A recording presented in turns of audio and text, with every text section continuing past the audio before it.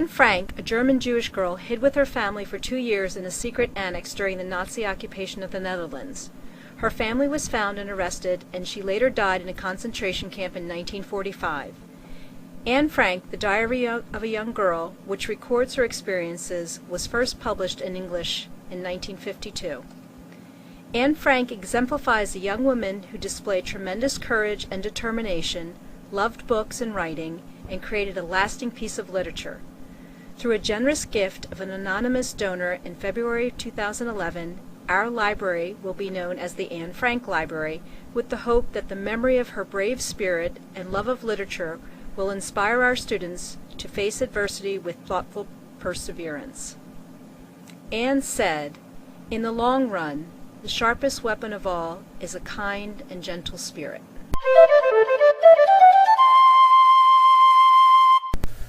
Indira Gandhi, daughter of India's first Prime Minister, Kamala Nehru, became the first woman Prime Minister of India in 1966.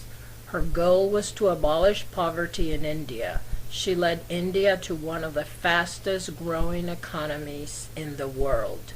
In 1971, India sent its first satellite into space and won a war against Pakistan. In 1984, Gandhi was assassinated by her Sikh bodyguards to avenge the storming of the Golden Temple in Amritsar that she had ordered in response to terroristic activity. Indira Gandhi said, "One cannot shake hands with a clenched fist."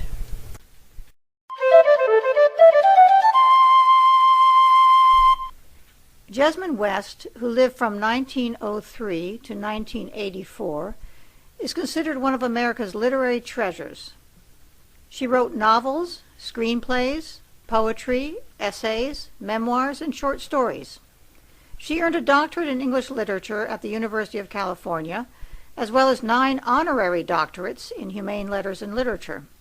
She is herself the subject of an analytical biography. Her stories continue to appear in over 100 anthologies. Jasmine West said, "Fiction reveals truths that reality obscures."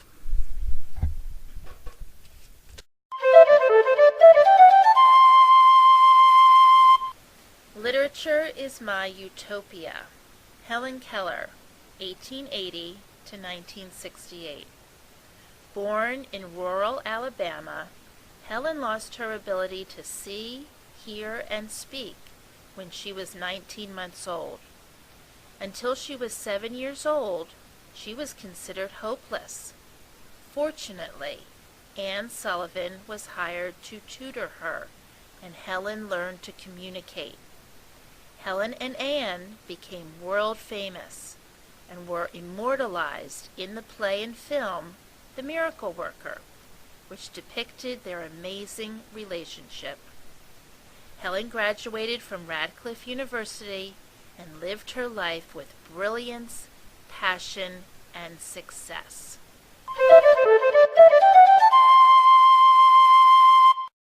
Barbara Tuchman was a prolific writer, best known for her 2 Pulitzer Prize-winning books, The Guns of August and Stilwell and the American Experience in China. Her subjects vary from the Trojan War to the Vietnam War, from descriptions of medieval daily life to portraits of world leaders of the First World War. Her history books are so appealing because of their narrative power and her portrayals of historical characters as believable human beings. Barbara Tuchman said, "Without books, history is silent, literature dumb, science crippled, thought and speculation at a standstill."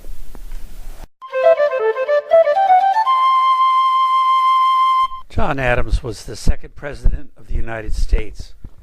The U.S. government moved from Philadelphia to Washington, D.C. during his term, and he was the first president to live in the White House. Adams played a leading role in the adoption of the Declaration of Independence. In 1764, Adams married Abigail Smith, and theirs proved to be a long and happy union. Much of their correspondence survives and is considered to be invaluable to historians and romantics alike. Adams said, "Liberty cannot be preserved without a general knowledge among people." Abigail Adams, 1744 to 1818. Abigail Smith was the wife of John Adams, our second president. She was from a rural town in Massachusetts and had no formal schooling. She was a self-educated scholar who often used her influence as First Lady to champion women's rights for a voice in government as well as education. Her feelings about racial discrimination were also very strong. She believed that slavery was wholly evil and fought hard for civil rights of freed slaves, especially with regard to education.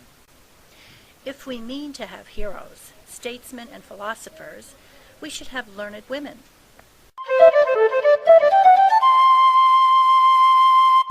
Marie Curie was born in Warsaw, Poland. Her father was a math and physics teacher, and her mother was the principal of a private girls' boarding school. In 1893, she passed her examination with honors for the licensure in physics at the Sorbonne, ranking second in her class. Her doctoral research led to her discovery of radioactivity. Her husband, Pierre, shares in her glory, having assisted in her research. In 1903, they won the Nobel Prize in Physics. Marie Curie was the first woman to win the Nobel Prize and the first woman teacher at the Sorbonne. Curie said, "Nothing in life is to be feared. It is only to be understood."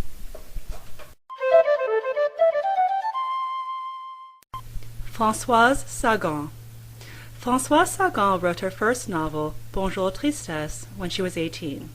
The story concerns a very rebellious, manipulative teenage girl who is trying to ruin the relationships between her father and his various girlfriends.